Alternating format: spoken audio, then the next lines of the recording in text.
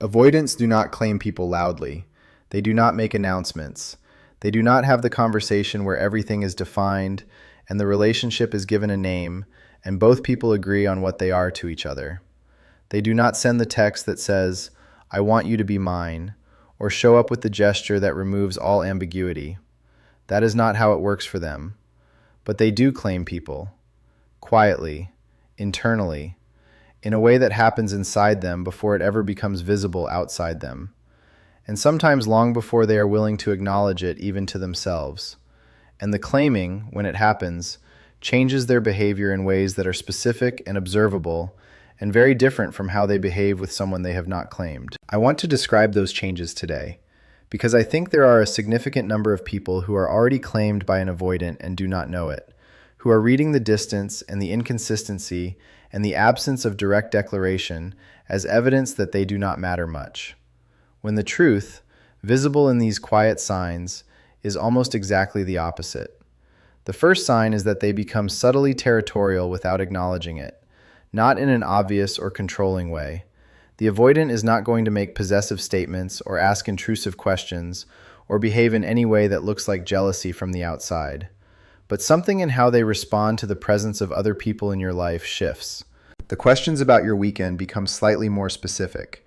The mention of a person you spent time with produces a quality of attention that is different from the attention they give to neutral information. There is a slight, barely perceptible shift in their energy when someone else is clearly interested in you, visible even if the avoidant says nothing about it and would deny it if asked. That territorial quality is not performed. It arrives involuntarily, before the avoidant has had time to manage it back behind the composure. And involuntary responses are always more honest than chosen ones. The avoidant who has claimed you in their mind cannot quite be neutral about the possibility of losing you to someone else, even when they are not yet ready to do anything that would prevent it, even when the claiming has not yet translated into action. The feeling is already there, running underneath everything, making itself known in the small, unguarded moments before the management catches up. The second sign is that they begin making small, unprompted accommodations for your preferences. Not grand gestures, not dramatic changes in their behavior. Small things.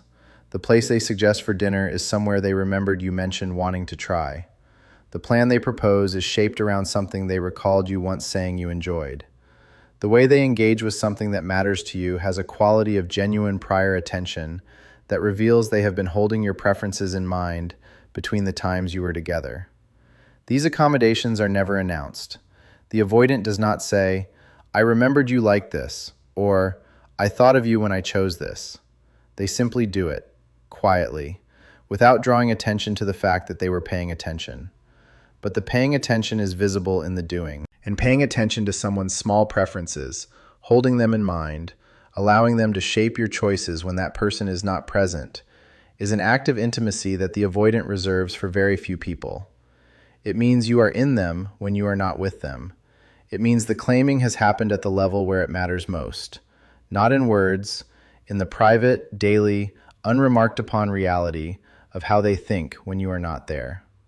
The third sign is that they introduce you to their world in increments, not necessarily to people, though that too, eventually, when the claiming has progressed far enough, but to the interior of their life, to the things they care about that they do not usually share, to the opinions they hold privately and rarely voice, to the specific texture of how they think and what they value and what moves them in ways they generally keep very close. The avoidant who has not claimed you keeps a careful boundary between their public self and their private interior. You get the composed, self-sufficient, socially functional version, the version that is real but curated, the version that has been approved for general consumption. But the avoidant who has claimed you begins, in small increments, to let the boundary become permeable. A genuine opinion offered without the usual hedging. A piece of their history shared without being asked. A moment of real feeling allowed to be visible without being immediately managed back into composure. Each increment is small, deniable, could be explained away as nothing in particular. But the direction of movement is unmistakable, towards you, slowly, against the resistance of everything their pattern recommends. And the direction of movement, in an avoidant, tells you everything. The fourth sign is that they remember the things you hoped they had forgotten. This one catches people off guard. You said something once, months ago, something small and personal and slightly vulnerable that you shared in a moment of ease and then moved past without attaching much significance to it. Something you would not necessarily expect anyone to carry forward.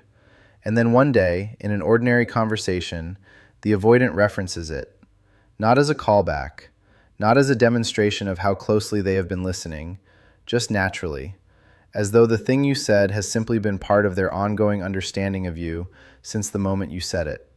Because it has. The avoidant who has claimed you is building an interior portrait of who you are, piece by piece, in real time, without announcing that the building is happening. The details accumulate. The small revelations are retained. The specific, particular reality of who you are becomes something they carry with them. And the fact that they are still carrying something you said months ago, that it has persisted in them, that it now surfaces naturally in their engagement with you, is not something that happens with people they have not claimed. It is something that happens with people who have become, without announcement or agreement, part of how they understand the world. The fifth sign is that their returning has a different quality than it used to. The avoidant returns. That is part of the pattern. But before the claiming, the return is a reestablishment of the status quo. They come back to the same distance, the same ceiling, the same unspoken terms. After the claiming, the return carries something new, a slight softening that was not there before, a willingness to be a little more present than the previous version of present, a quality of the return that feels, however subtly, like a step rather than a reset. It is not dramatic. You might almost miss it. But if you have been paying attention, if you know the specific texture of how this person usually returns, you will feel the difference. And the difference is this. They are not just coming back to the relationship.